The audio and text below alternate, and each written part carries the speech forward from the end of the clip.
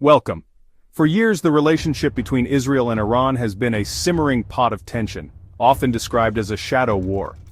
But lately, this covert conflict has boiled over, turning into a much more direct and dangerous confrontation, pushing not just the Middle East but the entire world towards the edge. So, what's actually happening? And how on earth did we get here? Believe it or not, Israel and Iran were once unlikely allies. Back in 1948, as Israel declared itself a new state, Iran was actually one of the first Muslim-majority countries to recognize it. The two nations kept things pragmatic, banding together to counter rising Arab nationalism, and perhaps unsurprisingly, with some encouragement from the US. There were economic deals, shared intelligence, even military cooperation. Everything changed in 1979. The Iranian Revolution brought Ayatollah Khomeini to power, and with that, Iran's foreign policy did a complete U-turn. Suddenly, Israel wasn't just a former friend, it was now seen as an illegitimate enemy of Islam. The old ties were cut, and the region's political chessboard was flipped.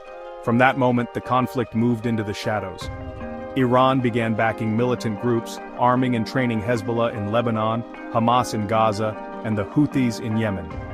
These groups became Iran's proxies, launching attacks, sometimes rockets, sometimes words, across Israel's borders. Israel, for its part, responded with covert operations, cyber attacks, and even assassinations, all aimed at slowing Iran's nuclear ambitions and rolling back its influence. But recently things have escalated beyond the shadows.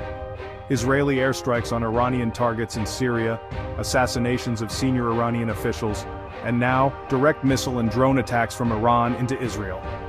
In response, Israel has struck deeper, hitting targets inside Iran itself, including military and nuclear sites. It's become a deadly tit-for-tat, with casualties and destruction mounting on both sides. The consequences here are no longer just regional. A wider war could drag in neighbors, disrupt vital oil routes, and send energy prices through the roof, affecting everyone, everywhere. Diplomatic channels are stretched thin, and the world is watching, desperately hoping for de-escalation before things spiral out of control.